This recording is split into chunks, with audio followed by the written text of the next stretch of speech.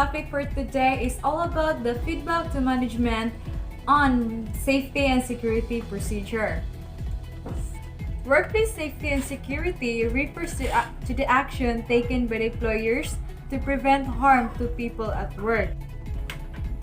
Safety and security. The safety and security function deals with both enterprise and employee safety and security.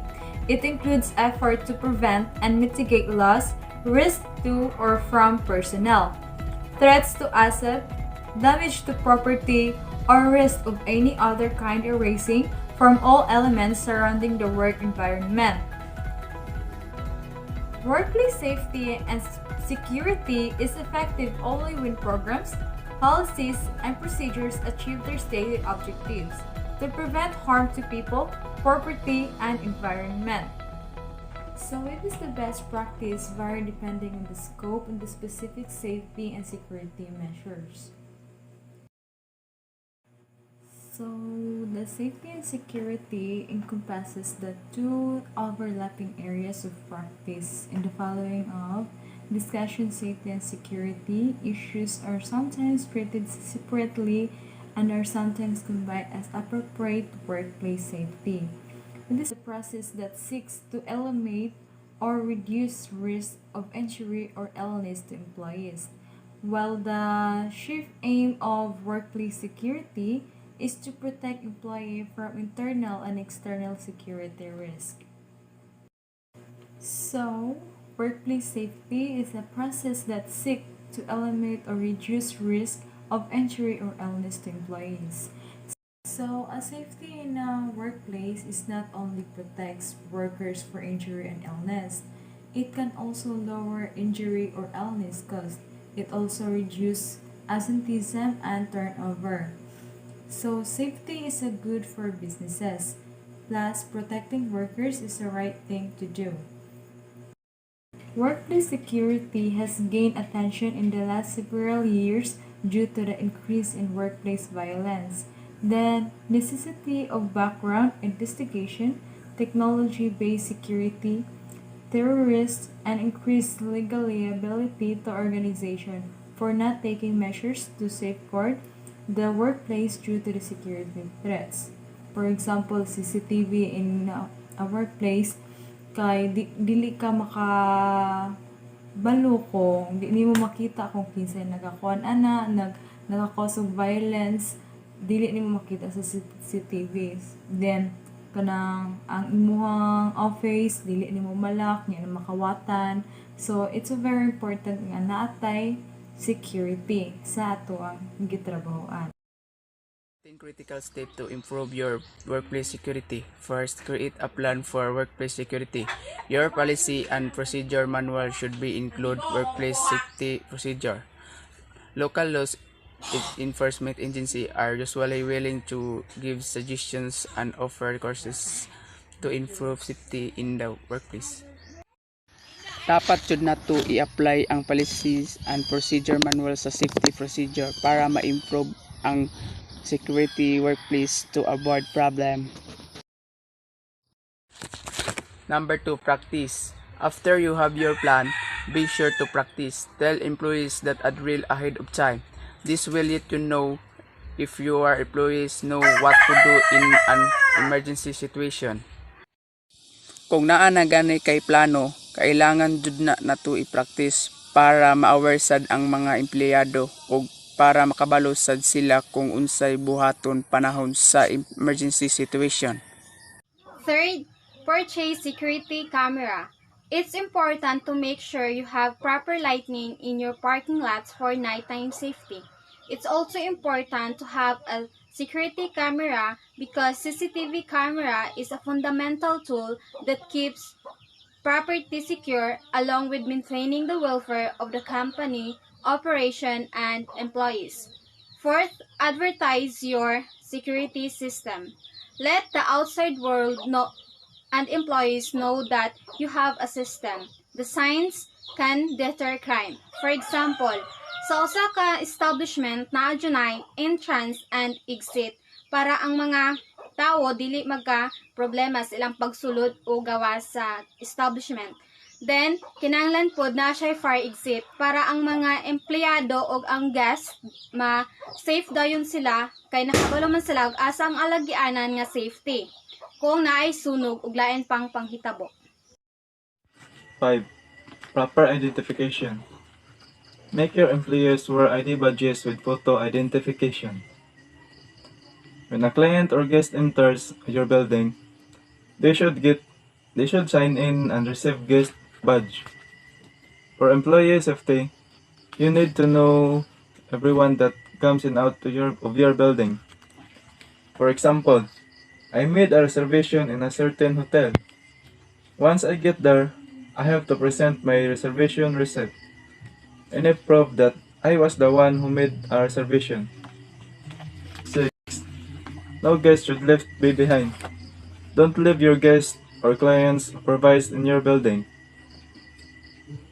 Make sure they get escorted around the office until they leave the building.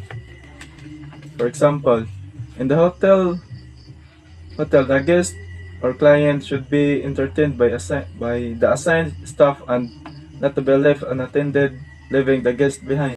Organize and lock. Instruct your employees to look up computers and confidential papers when leaving even for a short time. Label all the office equipment so you can easily identify if something is missing or out of place. There are many ways to improve your workplace security. One way to improve workplace security is to organize and lock your working area and also your working equipment. It is an important thing to organize your working area so that you can work comfortably. It is also an important thing to keep it clean and organized. It can help you work safety and maintain security in your area. Avoid employees working alone. It's always best to ensure no one works alone at night. If someone needs to stay late, he or she should notify a supervisor. All doors must be locked and properly secured if an employee is alone. It is always important to work together in group. Employees who work together in group can achieve something and finish something easily. Working in group can help build good relationship towards other employees. Examine exit and entry points. Criminals look for places that are easy to enter, such as open elevators, insecure fire escapes, and open reception areas. Check windows and doors frequently and fix any issues immediately.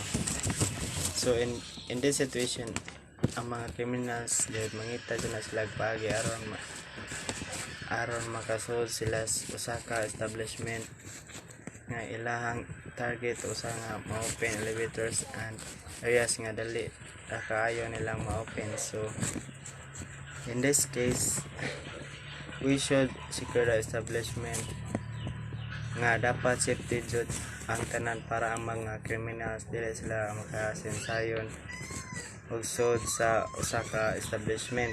So dapat i-fix ang angay ayohon og secure immediately ang always check the CCTV. Regular staff training. You have a plan, but regular training is important, especially if your business handles cash outs of normal business hours. So you should have a plan to do your part as a regular. Importante jud nga ma-train og maayo ang mga regular staff para mas daghan sila makatunan, then they will train more so that they can handle any kind of important matters inside the business. So, the next is the 3 elements of effective feedback for the safer workplace. Employees' action can be shaped to align with actions and behaviors and expectation. For the feedback process to be effective, these 3 elements must be clearly communicated. First is the recognition of a specific action or behavior. So this recognition can be either indirect response to something we want to see more of or less of in the future. We often say that feedback is the best served warm, meaning that it should be happen as soon as possible after observing the action or behavior, while it is fresh and relevant. The feedback process is not appropriate for addressing job performance, attitude, or other long-term matters. These are better dealt with through a performance review discussion or a coaching session. Often, feedback is better received when we first ask for permission, especially in the case of correction feedback.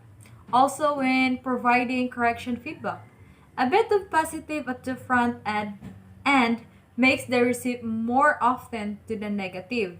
An example might be your presentation was good, with a logical flow in the background information, and each slide was a nice, bit-sized addition to our understanding.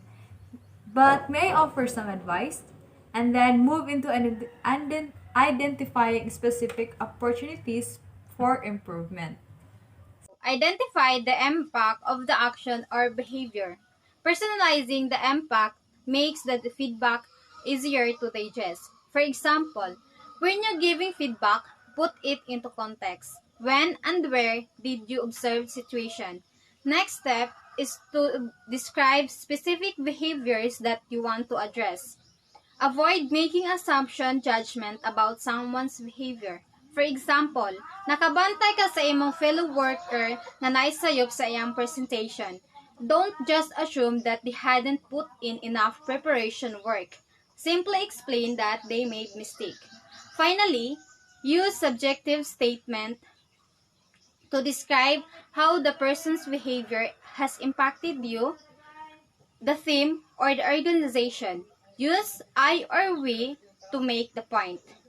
Throughout the process, emphasize the importance of finding positive solution and avoid passing the buck or playing the blame game. Set expectation for future actions or behaviors. In every action, you must set a specific expectation for future actions or behaviors.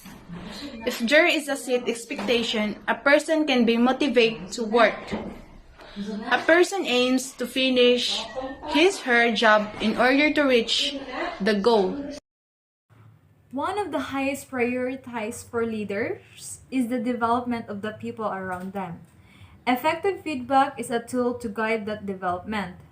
Spotting opportunities where feedback is appropriate and then providing it in a way that helps the received development is the best way to guide the growth of the people that we lead.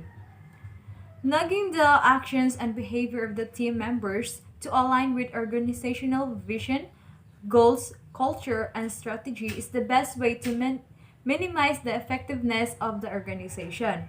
As leaders, we need to understand the power of feedback and prioritize the many opportunities for providing it. That's all for today, sir. Thank you and God bless.